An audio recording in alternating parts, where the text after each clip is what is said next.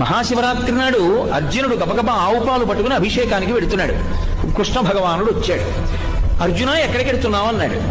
అంటే ఆయన అన్నాడు, బావా ఇవాళ మహాశివరాత్రి, శివాభిషేకం చేయడానికి వెడుతున్నానన్నాడు.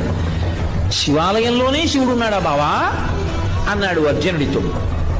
మరి ఎలా అన్నాడు అర్జునుడు. ఆపాతాల నభస్థలంత భవన బ్రహ్మాండమా విస్ఫుర జ్యోతిస్ఫాటికలింగ మౌళి విలసత్పూర్ణిందువంతామృతై అస్తోకప్లుతమేకమీశమనిశం రుద్రాను వాకాం జపం ధ్యాయేత్ ఈప్సిత సిద్ధయే ధ్రువపదం విప్రోభిషించేచ్చివం బ్రహ్మాండ వ్యాప్త దేహాభసిత హిమరుచాభాసమానాభుజంగై కంఠే కాలాహ కపర్దాహ కలిత శశికళశ్చండ కోదండ హస్త త్రిక్షా రుద్రాక్షమాలా సులలిత వపుషశాంభవా ముక్తివేదా రుద్రాశ్రీ రుద్రసూక్త ప్రకటిత విభవాన ప్రయచ్చస్తు సౌఖ్యం.